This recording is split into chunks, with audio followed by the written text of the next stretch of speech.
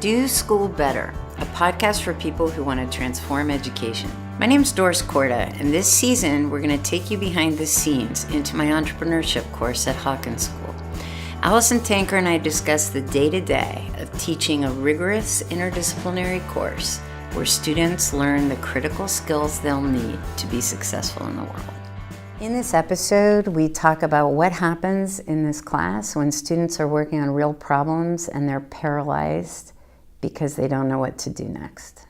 So Doris, we're 2 weeks away from final presentations for student businesses, and we just had share-outs for an update about where they are.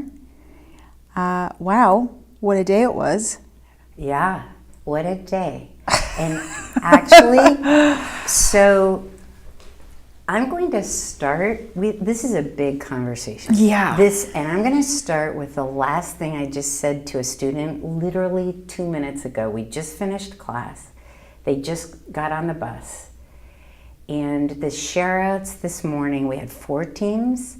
2 were in a good place. 2 were absolutely nowhere. And I'll tell you what I said 2 minutes ago to that team. You were there. I said, you know what? You're in this weird class. And the reality is that if you want to, you can spend a whole lot of time sitting in a room with your team, piddling around, doing nothing. The time can pass. You'll have a share out, you'll get whatever reaction you get, you'll have a presentation, you'll get whatever reaction you'll get a grade, you'll move on, life will go on, you'll get your credit, you'll go on to college. If you want, you can get through this and life will move on and nothing You'll survive it. I said, but here's the deal. And I started and I asked this, I said, question number 1, do you think I care if any of you actually become entrepreneurs? And all 4 immediately said, no, you don't care. I said, you're right, I don't. What do I care about? All 4 answered that we learn. I said, yeah. So here's the deal. When I'm sitting in a room working with Allison, with Ms. Tanker, and we spend time, or Mr. Desmond, we spend time working, it is not true that we are 100% of every minute being productive. It's not true, it's not human. However, if you take the time you have in this class and all you do is let it pass and you don't take advantage of the time to do work and thinking when you have these real things to work on and these real problems, whose loss is that? And they said, ours. And I said, so there are two things that make me sad if you sit around and do nothing. Number 1, that you're in this crazy, privileged position of being in this weird class like this where you're actually being given real things to work on with structures around you to be able to develop these skills. And we'll talk in a minute about whether you care about these skills. And then I said, do these skills matter? What are these skills that you might be learning? And do you remember what Adam said? What did he say? He said, yeah, I said, okay, really? Don't tell me what you think I want to hear. Do you think these skills that you're learning, developing in this class matter? He said, yeah. He said, for example, I don't like to call people on the phone. Don't like to talk intimidated to interview them. I don't ever like to talk to people I don't know or to initiate or whatever. And I said, do you think that being forced to do that is helpful? He said, yeah, I think I'm going to need it. I said, do you think that it's possible that if you don't learn how to initiate conversations with people you don't know yet, that it may be the difference between being successful at something you care about versus not? And he nodded his head vigorously. I said, okay, so you have X number of hours a week in this class. Think it's worth actually getting something out of it? And they all nod their head, yes. I said, so that's the first reason. And I said, and the second thing is that if you actually put the 4 of your very capable brains along with some effort into this, the problem you guys are working on, which is high school dropouts and high school graduates who don't have college degrees, who finding employment, you actually might come up with something that's real and meaningful for people in those segments. Would you think that was, would you feel good about finding out? So yes, we would find. So here's what I'm saying. Once again, what we find in this class, when you're having students in high school work in an academic course on things that are real, is they are very often, when it gets hard, their natural inclination is to step back because nobody's given them the instructions on how to move forward, so they just stop. And they wait for some adult to hand them the instructions. And the problem is that they're so trained like that, that's so natural for them, that when they go through high school and they go through college and they come out the other end and they get out into the workplace, they have no ability to be generative by themselves.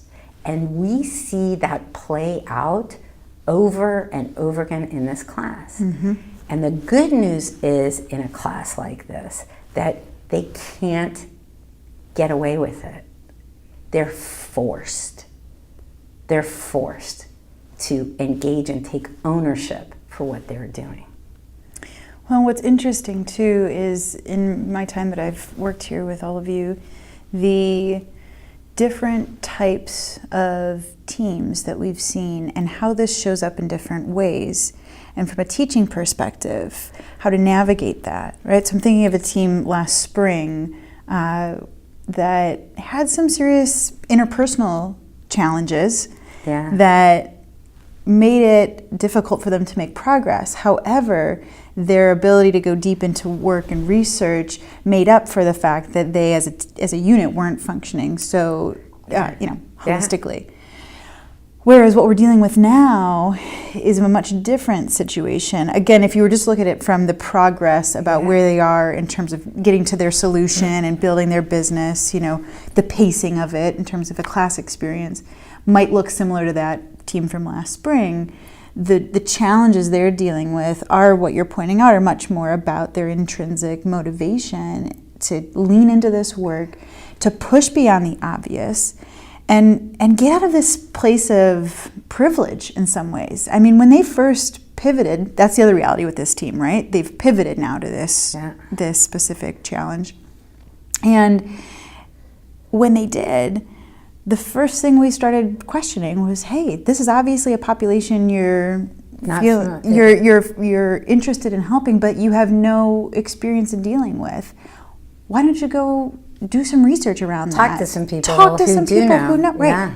And that was a week ago.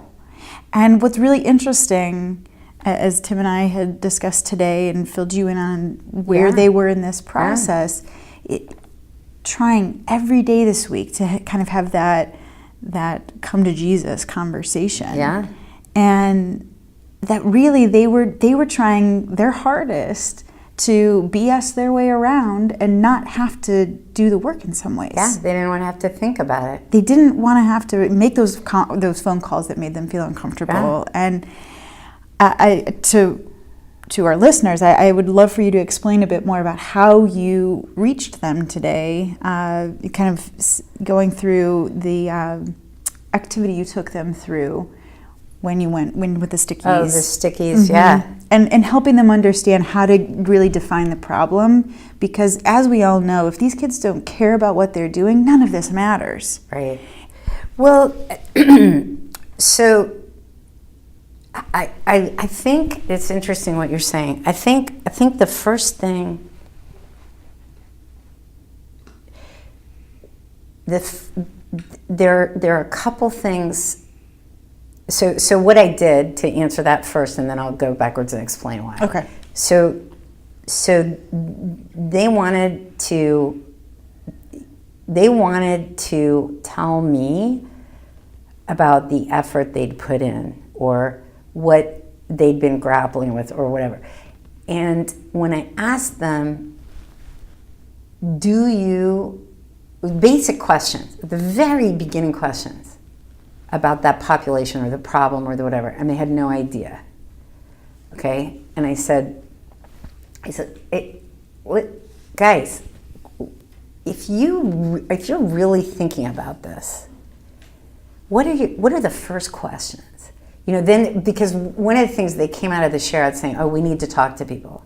I said, yes, you're going to need to talk to people, but I don't even know what that means if you don't. So I got them, basically what I did is I cut off the conversation and I did with them what I would do if I were on their team. That's what I did.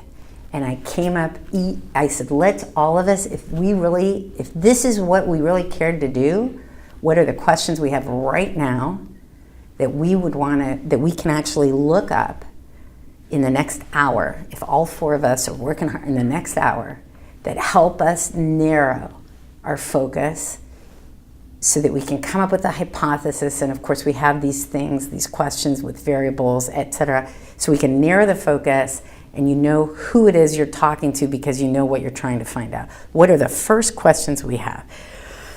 And I just took them through an exercise as if I was on their team, where we're all coming up with questions on Post-its individually, and then we're each sharing what our questions would be, and we're talking about them, and I'm participating as if I'm on their team. And then I say, okay, and what would you do with these questions? If you get these answers, what do you do next? And they said, well, then we do that. And I said, and when are you going to do that? And they look at me and I said, if I'm on your team, I do this. I figure out who is assigned to what of these questions that you can find out really a lot about in a couple hours of vigorous work online. And you have a chat tonight from home or whatever you do as a team. And you process all that so that you can come up with a targeted focused segment of the market that you validated has this problem, and et cetera. Anyway, here's what's important. I taught, for those of our listeners who are teaching right now, I think you'll relate to this. I taught math for many, many years. I had a conversation over and over and over again with students that went kind of like this. I failed the test. Totally didn't know how to blah, blah, blah. But I really worked hard. I put a lot of hours in. And I look at them and they want to tell me how many hours they put in. And I look at them and I say, it's actually not interesting. It's not interesting whether you put in hours, you didn't put in hours, etc. If you put in time, you didn't do it well, because for you to put that kind of time in and not have figured out ways to find out if you know it well means you're not doing it right. And actually, the ideal would be if you didn't have to put a lot of time in. And you can, right? So if they're at their kitchen table at night and they're struggling through the same problem set for 45 minutes, to say, okay, I obviously need to talk to my teacher in the morning to understand why I'm struggling with this before I spend 3 more hours struggling with the same problem set. So as a math teacher, I was constantly doing the same things I do in this class, where I start by figuring out with the student, all right, first of all, let's decide whether learning this thing matters. That's always the first thing. Why does it matter that you learn it? And it can't be because I told you so, or because you have to, or because I have a test in a week. You have to figure out as a teacher with the student, how How is what you're teaching relevant to each individual student in such a way that for each individual student, the learning is meaningful, they care about it. And that, you've got to figure that out. And that's why everything has to be taught through the lens of why it matters. And you guys take time at that.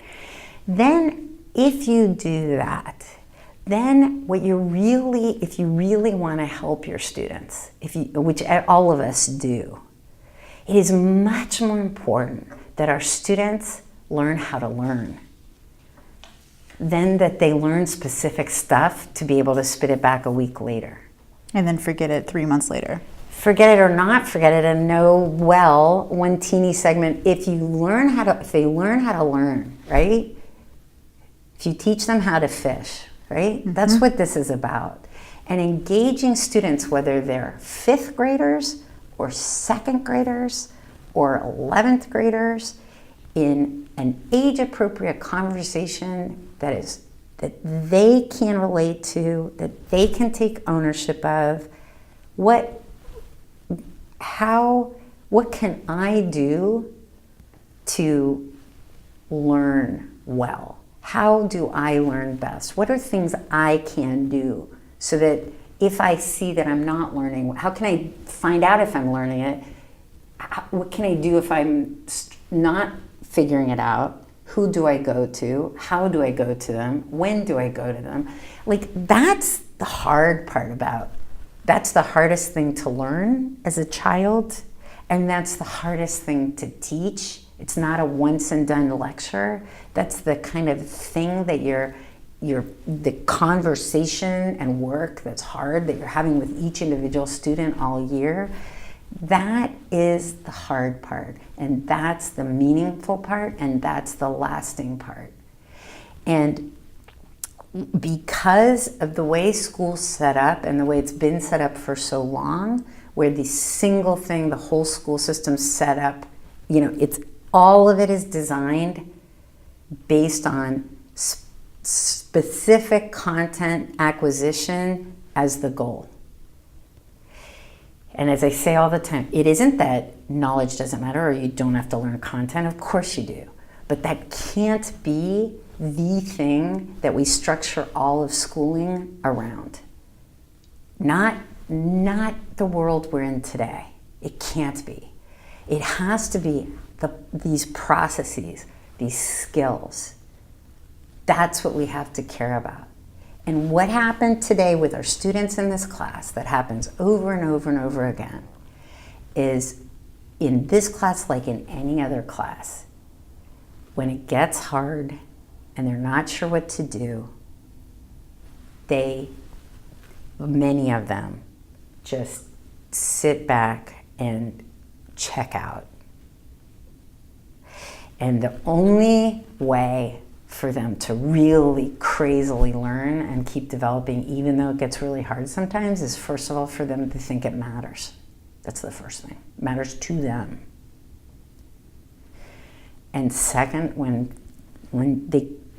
it matters to them, for them to take ownership of the quality of the thinking that they're doing and they're learning. Well, in the parallel, that's just really quite evident for me here, as well as from the teaching perspective. This is really hard right now. It's really hard from our perspective to get this team into a better position.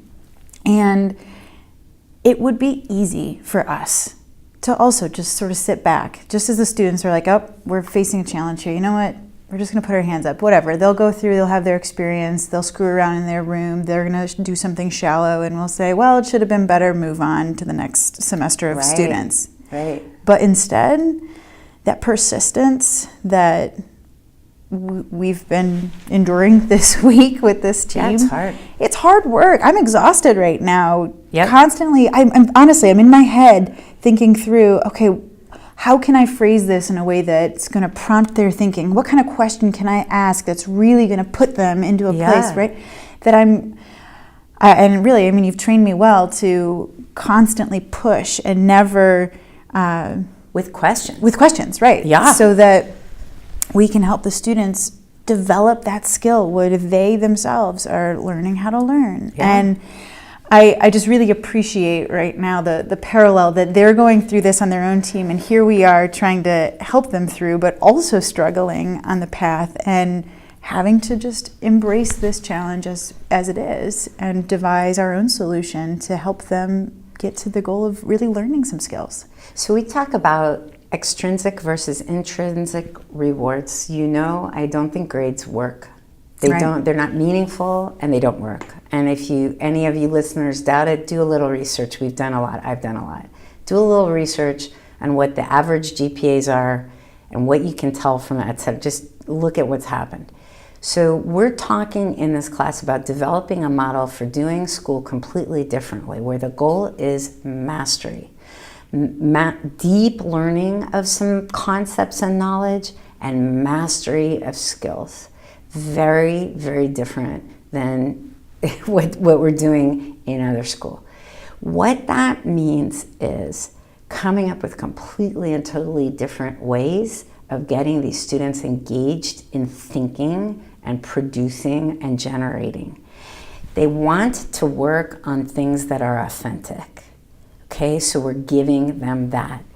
You're right, this is a very hard time in the class. This is probably the single hardest time because it is so hard. They're crazily grappling with stuff there's no recipe for. Even with all the weeks of this class these guys have been through, this last team that I was talking to, what did he want me to do? He wanted me to come up with a timeline to tell them what they needed to do, what steps they needed to take between now and their final presentation. And I said, that would be easy. I could come in here and I can come up with a timeline. So could Ms. Tanker, so could Mr. Desmond. But you don't have anything quality at this point. So we would be coming up with a timeline for you to go through the motions to create a presentation to give in 2 weeks.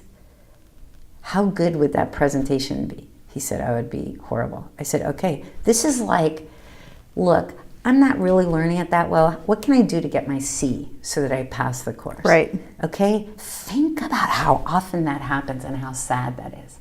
I was the same, everything we're doing here, I did the same way as a math teacher. You weren't allowed to do that. The conversation I never, ever, ever let any student out of. Does it matter that you learn this? And I kept having that conversation until I'm the most stubborn one. Yes, until that student realized it mattered. And if they could convince me that what I was asking them to learn didn't matter, then I didn't care. They never did. Sometimes I was convinced an assignment didn't matter. They would take me on and I go, you're right, I shouldn't have assigned this. But if something I'm taking the time to get these guys to learn, I better know that it matters. And if I know that it matters, it is my job to make sure that they decide it matters to them. In this class, it's really nice because we're using real problems. So we don't have to it's not that hard to the conversation about why it matters. When I taught math for 14, 15 years, I had to work a lot to get students to conclude authentically, realistically, that what they were learning mattered, because the stuff I was supposed to teach them, if all I did was teach it to them the way it was in the textbooks, holy moly. So that's where all this came from. Like, how do you get students to see why learning this math thing matters? And you can't BS them. Mm-hmm. It has to be real. And if you can't convince them, maybe you shouldn't be teaching it. I think it's a great point. And I think really, this is a broader conversation about educating in that way. Really, to be an educator in today's world, this is what it takes. It's hard work. Yeah. And you have to connect with the kids where they are and the world they're going into. And I'm encouraged. I'm really grateful that our paths collided when they did, and you've been able to help me develop meaningful strategies in this way. Because, I mean, the work I had done with adults prior to this, and then with some youth as well, was powerful in its own way, but I feel like now I have a much more sophisticated sense of how to create these transformative learning experiences for people that really cause them to go deep. And that's something that is powerful and something that encourages me about the future of our world, that if we can do this with more and more of our next generation, they can go out there and add value to the world and find some solutions to all the problems that exist. And it's exciting to me for that reason. Well, and what we are doing that others also are doing, we're not the only ones, is we're doing it inside of school. And we're doing it inside of school, and we're developing. And again, it's not just us, but what I'm very motivated to keep doing is developing the systems that teachers can implement inside academic courses to do what we're talking about. Mastery-based assessments. What are those? How do we do those in a way that others, over and over in public schools, private schools, charter schools, what do those look like? Let's try those out. Let's band together, figure those out. We're developing some really cool things. The rubrics that we're testing, different ones every semester, and getting data on what works, what doesn't, how does it work. That focus on skills and whatever. The portfolio-based assessment, what does that look like? How to do that well? How do you create curricular structures inside academic courses to support the development of these skills, the crazily deep learning experiences some of these kids are having, where you have a class of kids and some of them learning crazy amount about biomedicine, and someone else is learning a crazy amount about the face of poverty in the US, and somebody else is learning, like, how do you set up curriculum and assessments and all those things inside academic courses where not everybody's learning exactly the same thing and spitting it back in the same way. And that's why this work, anybody who wants to do this with us, please join in the conversation. It's really interesting. And we're talking now to people in our, who are working with public schools, with charter schools. We're working with people in other countries. There are people all over the world trying to do the same thing. It's pretty encouraging. Yeah. Thanks for listening to this episode of Do School Better. We would love to hear from you, so please leave us a comment or a review. And if you're interested in learning more, check out wildfire-education.org.